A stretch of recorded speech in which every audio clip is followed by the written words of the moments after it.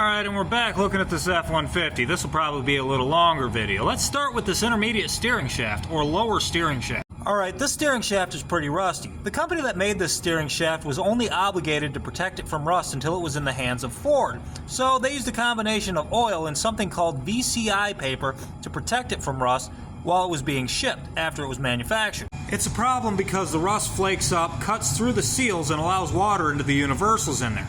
Then you have to replace the $230 shaft. It's the same with this upper alternator bracket, those clips on the air cleaner, those hose clamps, and that piece of steel line that's pressed into that block of aluminum there. They also only had to protect these things from rust until it was in the hands of Ford. You'll see rust around spot welds. I'll probably screw this up, but where they weld it at, the metal's a little harder, so it doesn't flex or adjust the same as the metal around it. That causes the paint to flake off, apparently. And then it rusts. More of that sharp edge action right there. I explained in the last video, there's not enough surface area for the paint to adhere to correctly, so it just sort of flakes off. And it rusts. This is the one I know the best, the dipstick tube. This is an over-machined part with very little rust protection and a big old gobby spot weld on there. It wants to rust, it wants to break, and it will.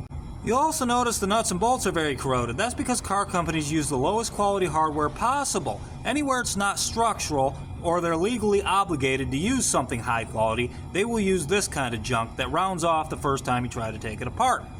That'll make you throw some tools. Apparently lower quality hardware means lower prices. Then you've got these steel to aluminum connections like this brake booster and this master cylinder right here. For some reason these two metals destroy each other.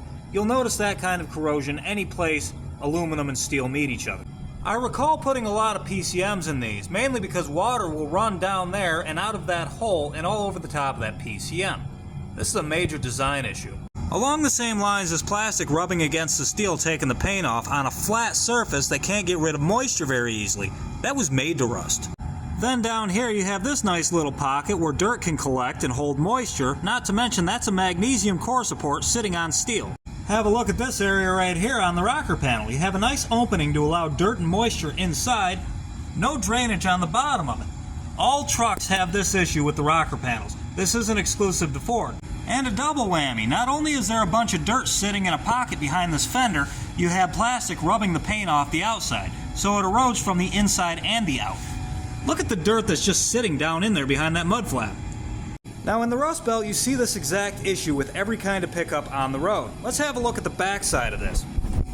What's actually going on there is the tires kicking dirt and debris up against the metal on the back side of this fender, taking the paint off immediately and causing it to rust through. That's why the paint bubbles like this first, because rust's getting under the paint from the back side. Every make and model on the road suffers from a lot of these same issues. Ford was able to improve a lot of it when they switched to aluminum bodies, but not all of it. And obviously this truck is an extreme case, it's very old and it's in an extreme environment. But it is a good representation to what's going to happen to every car that's currently on the road today.